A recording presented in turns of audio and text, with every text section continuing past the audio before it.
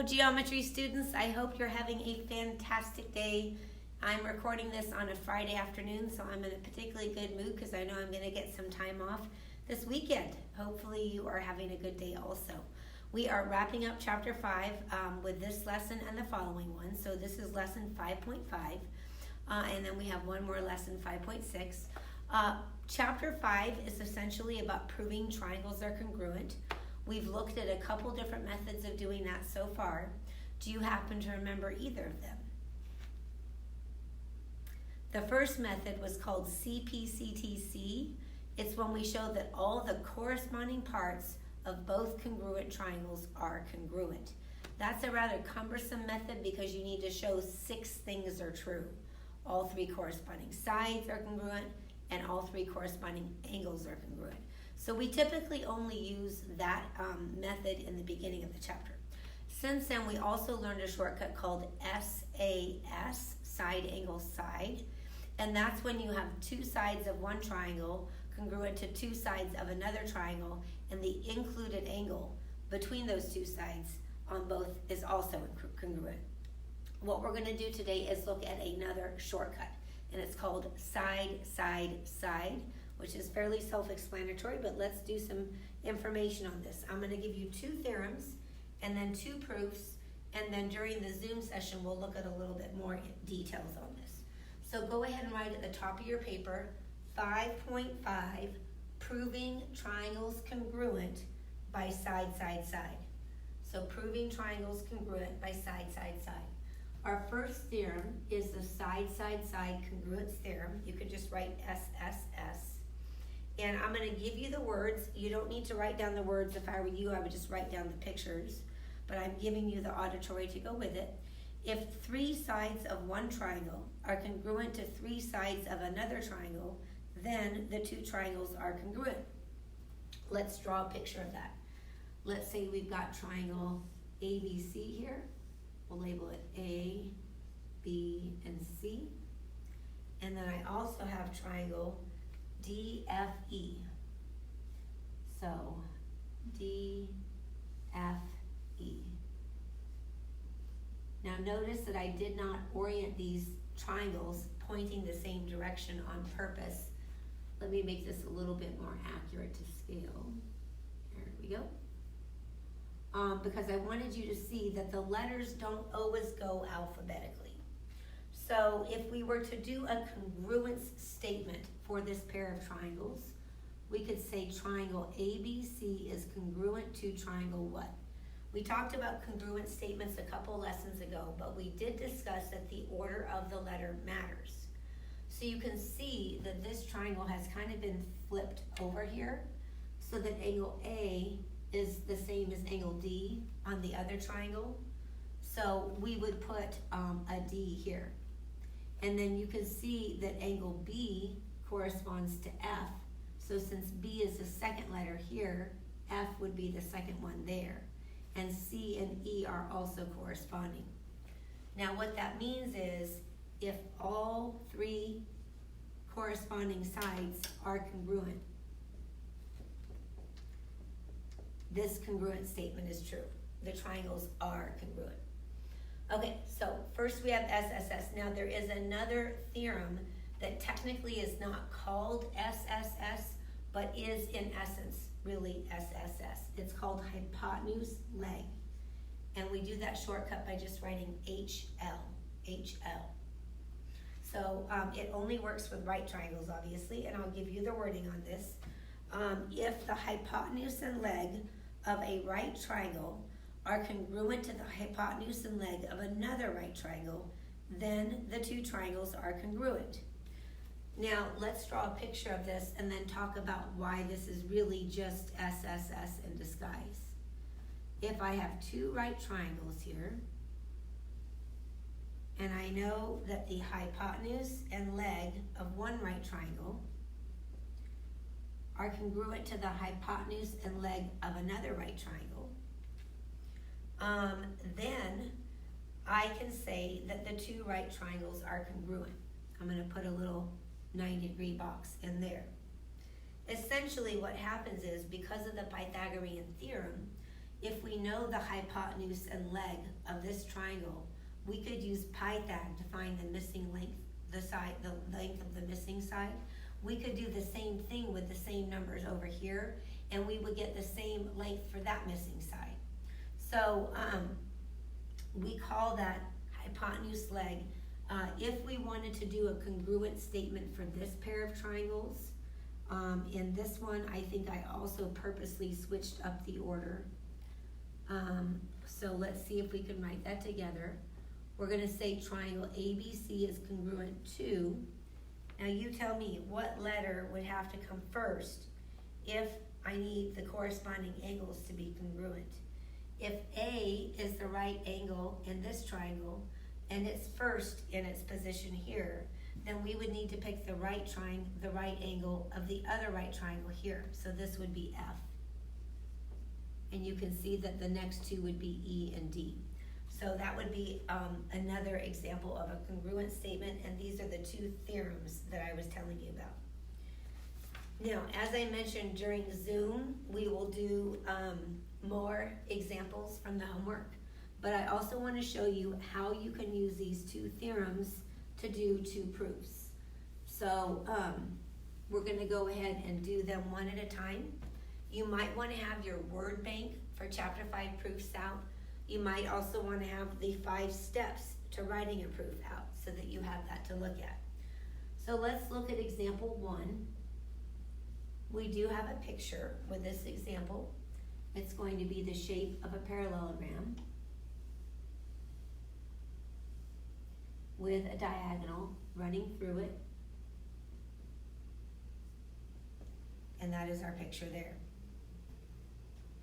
All right, and then let me label the vertices. This will be D, A, U, and Q. I'm going to write out the given. The given is that QU, segment QU, is congruent to segment AD, and segment QD is congruent to segment AU. Now that has already been marked up on the picture, but we also have it in writing here. And they're wanting us to prove that the two triangles are congruent. That triangle QUD is congruent to triangle ADU.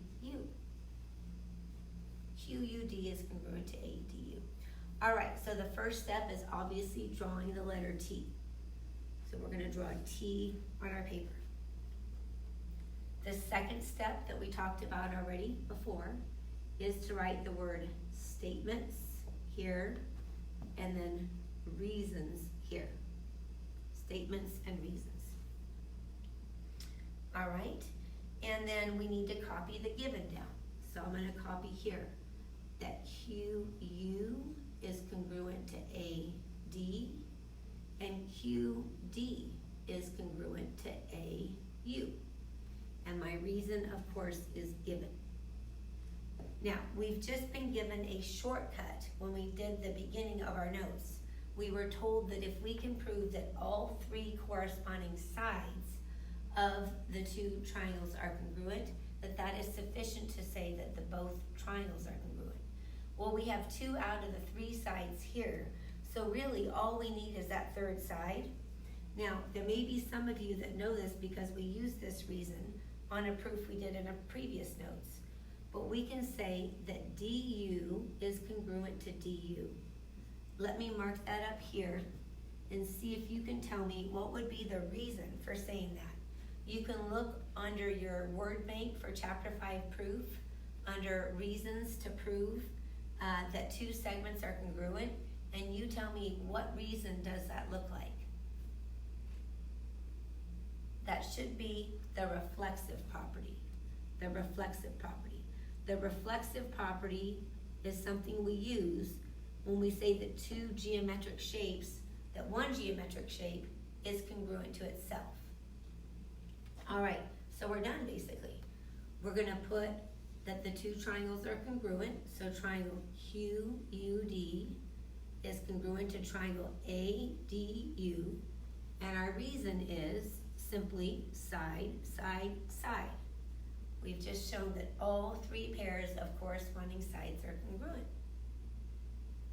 Okay, now we just have one more proof to do. These are relatively straightforward proofs, but I understand that proofs are a pain. I did have one kid, my first year of teaching, it was awesome. I was teaching in this little portable building down in California, and we were doing some pretty nasty proofs. And he looked up at me one day and said, "Mrs. Turner, I just love proofs." And I thought that was a really positive attitude to have. I was very proud of him. All right, this is our last example, example number 2. And we're gonna draw the picture that goes with it. So again, you may need to pause your video in order to get all this down. And my pictures, obviously, that I do on the board are not going to be as neat as the ones you would get if we were doing handed out notes in class. But I'm really looking forward to the day when I can hand you the notes. That's gonna be so nice. All right, let's label the vertices here. A, B, C, D, and E. And then I'm gonna put 2 right angles on the picture there. All right, let's write down what the given is. The given for this problem is that AD is congruent to CE and DE bisects AC. DE bisects AC. Let's mark up our figure. You know, sometimes the figures are already marked up for us, and sometimes we need to mark them up. This time we've been given the words, but they haven't marked up the picture, so let's do it ourselves. It says here that AD, that's this segment here, is congruent to CE, which would be this one here. It also says that DE bisects AC. Does anybody remember what it means to bisect something? What does it mean to bisect something? If I have a 12-inch ruler and I bisect it, what do? I get 2 6-inch halves, right? So if something bisects something else, it's cutting it in half. So it's saying that DE is cutting AC in half. So I'm going to show that by putting 2 tick marks here and 2 tick marks there to show that that segment has been cut in half. All right, let's go ahead and do our proof. Again, we want to draw a lowercase t on our paper. Then we want to write the word statements on the left and reasons on the right. Our first statement, of course, is going to be what we were given, so we have to copy that down. AD is congruent to CE, and DE bisects AC. And of course, the reason is given. Now, we do have that AD is congruent to CE. We've marked up that AB is congruent to BC, but we need to explain why on our proof. So let's write that down. I'm going to write down that AB is congruent to CB. I'm wondering if you can look at your word bank for chapter 5 proofs and look under the reasons for proving that 2 segments are congruent, and you tell me, based on the information we've been given on this problem, what should the reason for statement 2 be? What should be our reason for supporting that? The reason should be definition of segment bisector. Definition of segment bisector. The definition of a segment bisector is that it cuts something in half into 2 congruent halves. All right, now we're basically done. We're going to write down what we were supposed to prove, and you know what? I should probably add that up here. So let's write prove up here, and we're supposed to prove that triangle ADB is congruent to triangle CEB. So I'll write that as my last statement. Triangle ADB is congruent to triangle CEB. Do you know what the reason is? Look at the beginning of your notes. What would be the reason? This is not technically side, side, side. It's kind of a variation on it. We're gonna call this HL because we've shown that the hypotenuse and leg of one triangle is congruent to the corresponding hypotenuse and leg of the other triangle. I hope these notes have been helpful to you, and I'm looking forward to seeing you in Zoom. Thanks.